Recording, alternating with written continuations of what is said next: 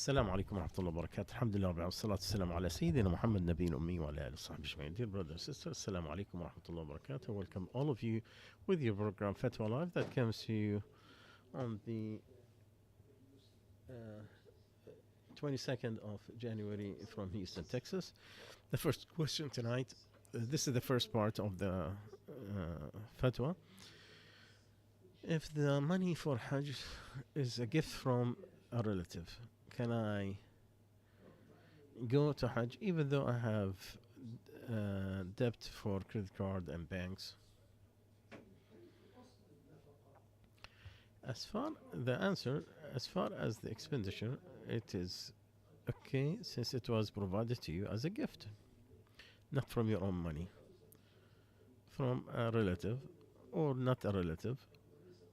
It's not a loan because you cannot require to have your own money to do the Hajj. It could be from anybody. As far as the debt from the debit card or credit card or the banks, whomever is capable to pay that loan and he is doing the payment in or he had income that will cover the loan and you have a plan and the loaner did not want him to do it immediately, then he can do the Hajj, no problem. But if he's not capable of paying, or he is just delaying it,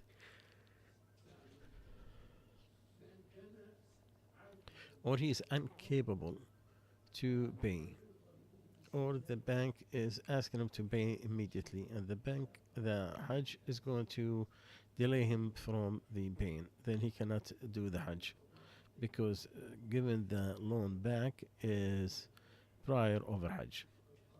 The Prophet ﷺ said, the soul of the believer is held with his loan until it's paid. The debit card or the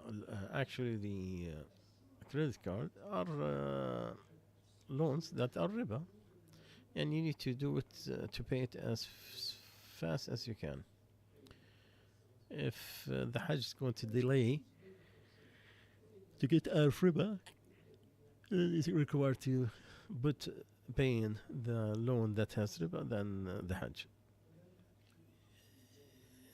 That Hajj, money is given, it's not gonna delay his money, so it should be okay. For a question, I'm a programmer in a company that help it in to analyze food products. I have another offer to work in the payments. I just improve the system and I make the person buy from that products. Is there a sin? The programming is a tool, not the intention. We have to look at what is the end here. The payments are two forms. One that are principal, which you pay in payments from a higher price in the beginning with no interest that are changing, with no delay fees, and the relationship between the buyer and is direct between the buyer and the seller. What is not allowed, which is a third party that get involved, that is doing the loans. So he give you the loan. That one is not allowed between the two parties, and you should not help into it. So look, where is this payments that you're talking about that you're trying to improve in these two categories? It's not in the payments, it's and there's increase in the price. It's when a third party comes in that is financing this. Like if you have a dealer who's selling a car, this is not a problem. The finance company comes as a loan, and any loan that has increased, this is riba. That is very clear.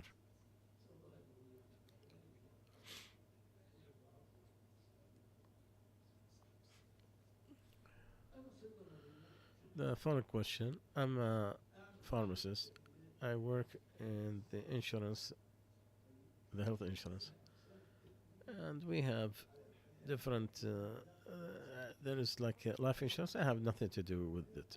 Am I? Is it okay to work there or no? My daughter, what is all the fatwa councils come in that the health insurance is permissible because of the importance of it and the desperate need for it. But the life insurance is not allowed because of the risk factors in it and the riba in most of the time, unless it was provided from the work and you're not part into that, then it is allowed.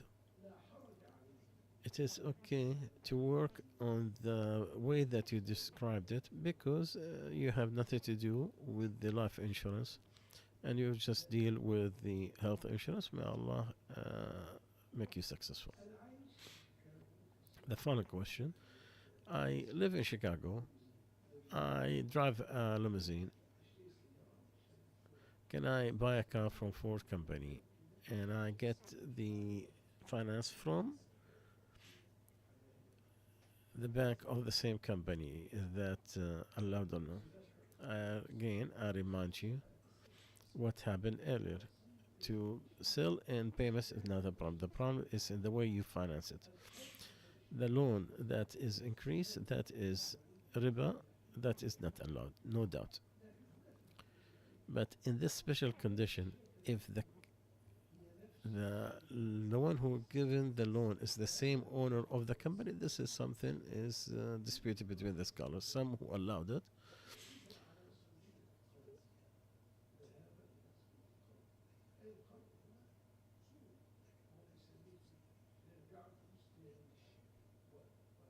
because this is a formal loan, and some who uh, because there is like two different contracts, one with the company, one with the finance part.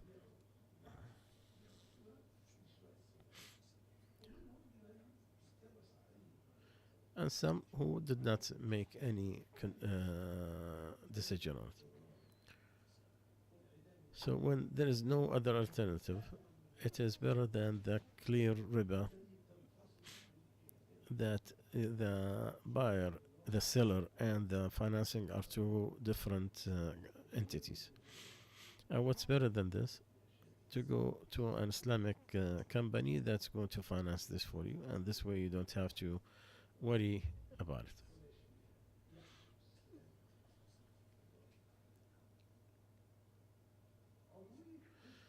The following question about membership for Costco or Sam's, you get cash back at the end of the year. Is that a problem? No, I don't see anything that require to stop that or not to deal with it. The final question: me, the person who divorced my wife before, we agreed to pay for the divorce fees, even though he's supposed to do that money and he's the one who divorced. After a while, and my wife told me he did not pay her back that belongs to her, and that money.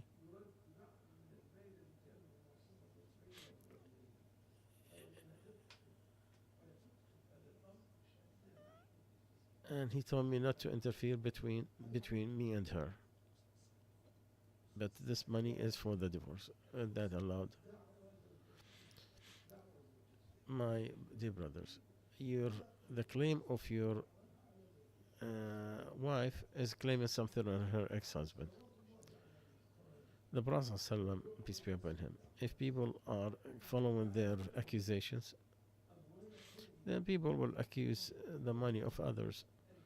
But it has to be the clarification of those, the clarification has to be from the person who is accusing.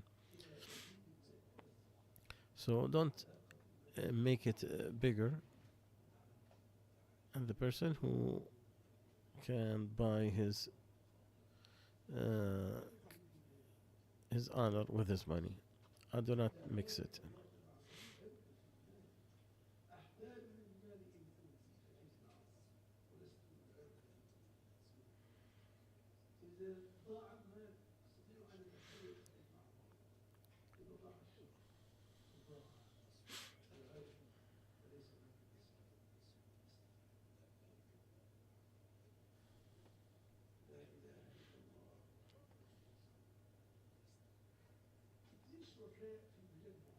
Two partners, and he's supposed to buy something. Two partners, and they can buy certain things. He told the partners that the price came down and it will increase after a while. They refused to buy it because there's no cash. So he bought it with his money, and and when they wanted to buy it, he sold it with the price of today. Can he do that? Yes, but he needs to clarify from the beginning. I am a student in the College of Economics and Political Science. What is the rule about the analysis for financing? This to analyze in the this is nothing wrong with learners, nothing wrong with working with that, and the things that are allowed, because there's a tool that are neutral. As long as you're not promoting something that is forbidden. So it depends on what is the tools that's going to be analyzed. So it could be analyzed in a permissible matter, or could be on something that is forbidden. So you have to look at what is it that you're analyzing in the future. When is it allowed? When the area that you work, it's permissible. It's an industrial company, service company, Islamic financing, but not like riba banks or like the bonds or the thing that has interest and that and to bring things that are forbidden. And it will not even deal directly with what is forbidden, because Allah said, "Do not help with the evil and wrong." So it is forbidden if it has one of the things that is forbidden, a bank or bonds for the banks, or some of the contracts that are forbidden, or for companies that are working on something that is forbidden, like gambling companies, alcohol, whiskey, and all that stuff. The things that are mixed, which is more common, most of the positions or the jobs, they are in the things that are mixed. Some companies, they have some of the matter that are not completely permissible. If the majority is permissible, then it is okay. With God, and try to avoid what is forbidden as much as you can, and purify as much as you can. Take part of your income that's equal to the percentage or that is forbidden in the work that you do, and direct onto the public areas to purify your money from what is forbidden, not on charity. Because Allah is good, do not accept nothing but good. It will be from with the intention to find another alternative, another work that is more beautifying than what you are doing. And Allah knows the best. The following one, I invested $1,000. I get, I invested $1,000 in Bitcoin. Every day I see some money. I take it out. Is that forbidden or allowed? Well, we have a decision in AMJA about the investment in Bitcoin. First of all, to deal with the Bitcoin, it is closer to be permissible than forbidden, as long as you follow the ways that are dealt. The way it is issued, the way that it is covered, the activities that are there.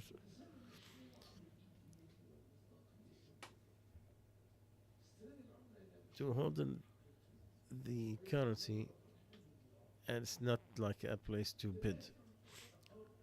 And they have to be equal when they are equal, and to hold. And to hold when they are different uh, in the commodities. But I need to show the danger of dealing with it because of what these uh, currencies they go, and some of the political issues that's going to affect that. And the Bitcoin,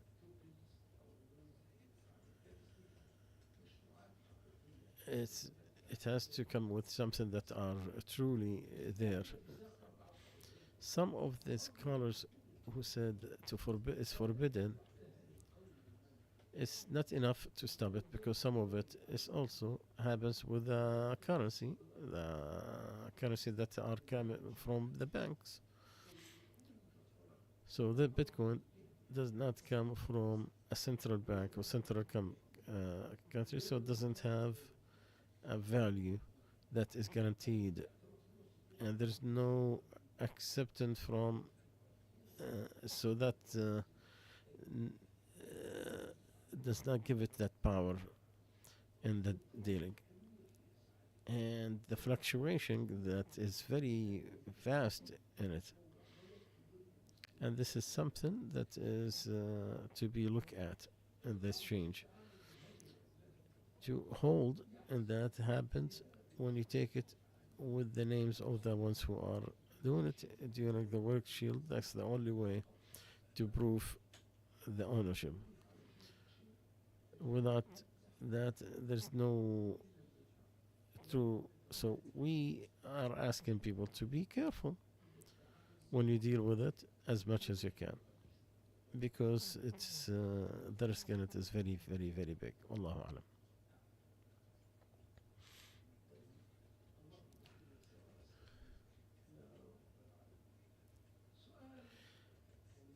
A long question and summarize. I agreed with someone to go in partnership to get some cars where we divide all the expenses and profit half and half. We agreed. I am the one who is in charge of the buying of the cars, and uh, to keep it and to export it, and he will do the receiving part of those uh, cars and to sell them. After a while, he wanted to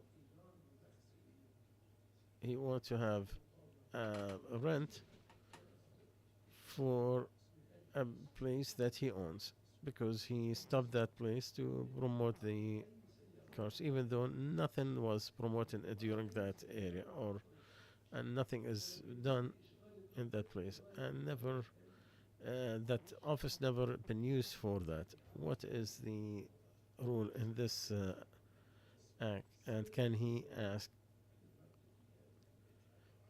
for that rent after that? My son,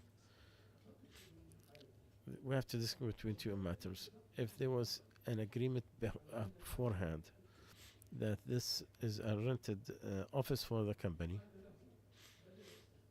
or he gets used for using it, or take part of the rent for the expense, and then he can ask for what he could ask for what was agreed on. The second part, and this is what applies to you, there was nothing clear about the rent. The place was not really used. There was no cars done and no selling what happened through it. And the delay because of his choice, then he does not have the right to ask any compensation because there is no rent agreement between him and the company, and there is nothing beneficial for the company, and the partner cannot rent anything without an agreement.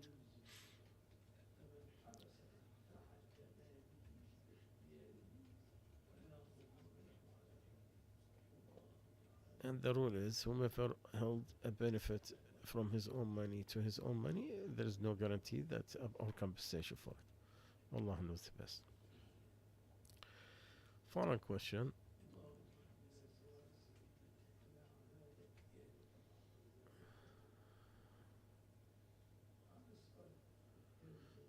Also, the following question very long. We'll leave it for next time. So we'll stop here, inshallah, and we'll continue in a couple of hours. سبحانك اللهم وبحمدك نشهد أن لا إله إلا أنت نستغفرك ونتوب إليك.